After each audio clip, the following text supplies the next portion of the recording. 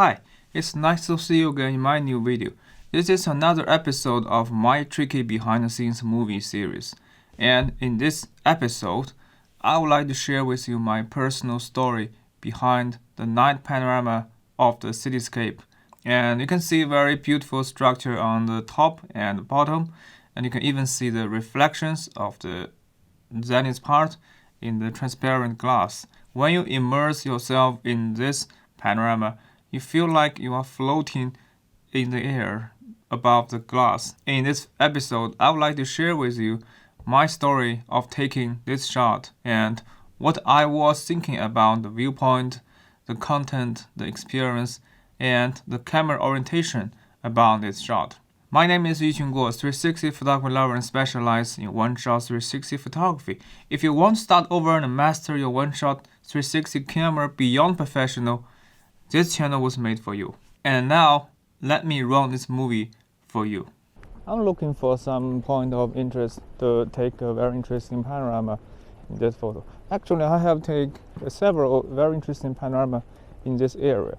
But today, with this camera, I want to take a behind-the-scenes video for you guys to show you how to capture very interesting the cityscape, the skyscrapers, a lifestyle panorama with your one-shot 360 camera.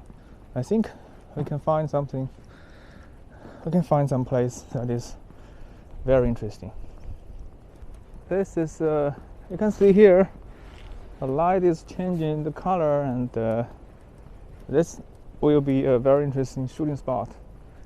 And if we look closer at this area, we can see the glasses, the structure of the area is so beautiful.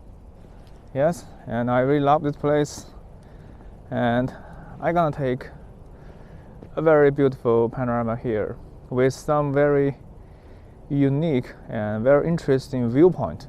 You can see this is really interesting. You can see here, and there's glasses and it's transparent. You can see something that's underneath the parking lot on the ground. So in this place, not only we can capture some beautiful the geometric structures on the top, on the zenith, but on the nadir we can extend the point of view, the field of view to the next level. We can take a very beautiful and a very interesting panorama here. And if we look closer at that, you all can also see the shadows. So the shadows and the nadir part blend together. And for the viewpoint, you cannot, like me, stand here and capture a normal panorama. That is not what I want. So to capture an interesting and beautiful panorama, I would like to put the camera floating on the glass. So when your viewer rotate up and right, up down, left right, they will see the environment and they will feel they're floating in the air. So you can see the everything around you with the best possible immersive experience. Put the bag here. Yes. And this is gonna be my setup. This is a selfie stick. It's Bushman Monopod V2. It has a length of around 1.6 meters long. This is a mini tripod.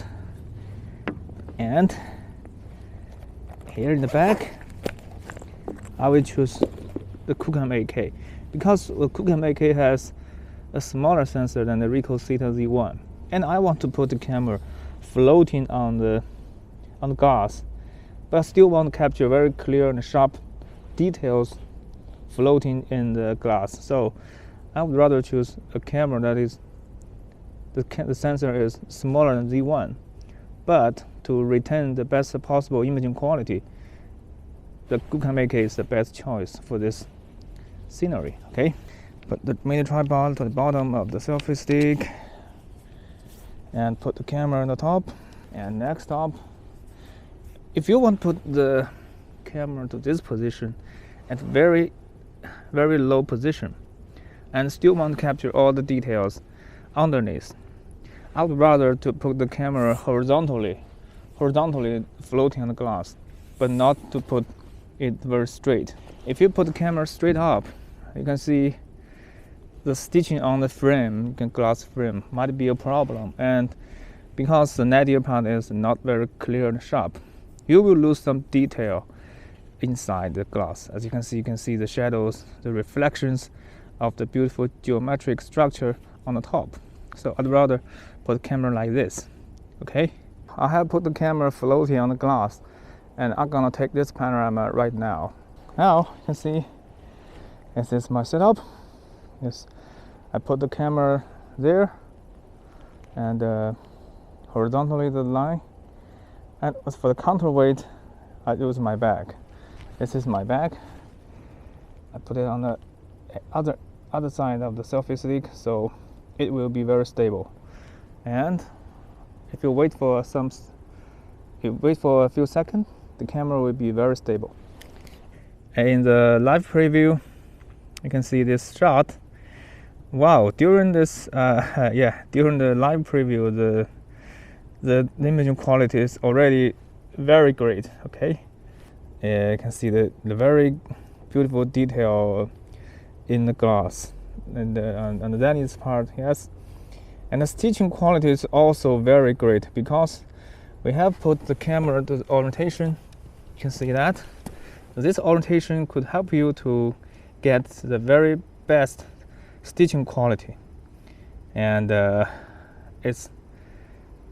it will save your time in post, and you will get almost a perfect stitch by the default settings. Okay, and for the best shot, I will use DNG8, and to capture the best imaging quality, to go to the auto and the menu mode.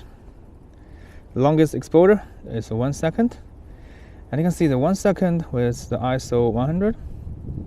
Yeah, it's just right. The dynamic range is great. The color is very vibrant. And now I'm going to take this shot.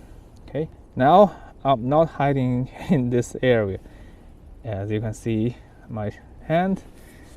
Yes, so I need to adjust my position to perfectly hide behind the pillar. I go to Little Planet preview. That's very beautiful, right?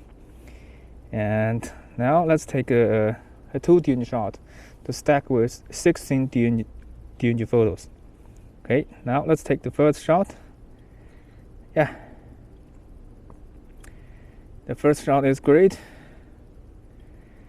and because we have choose the internal storage, the imaging quality will be very high, and the read and the write speed will be very fast.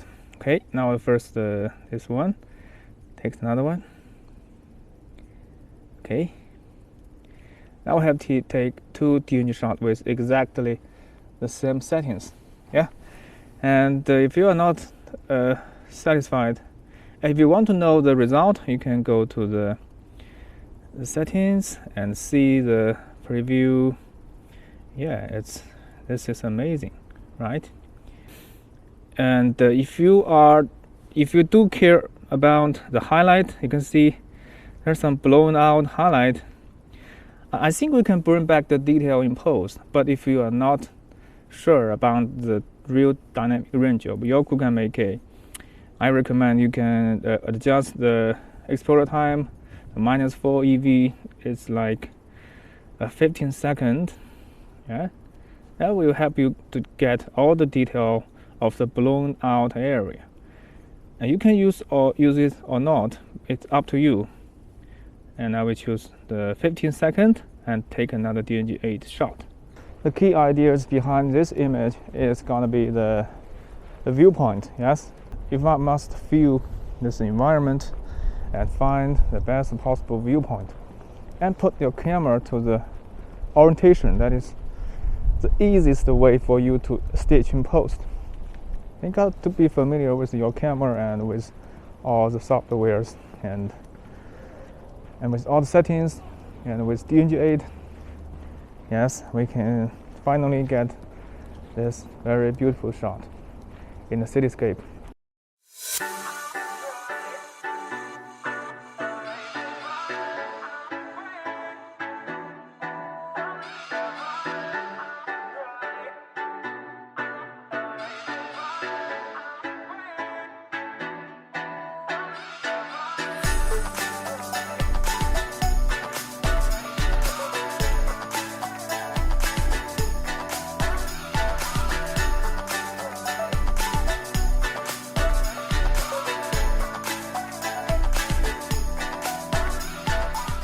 Okay, that is all for the tricky behind the scenes movie episode, and I hope you can enjoy my personal stories behind this night shot cityscape.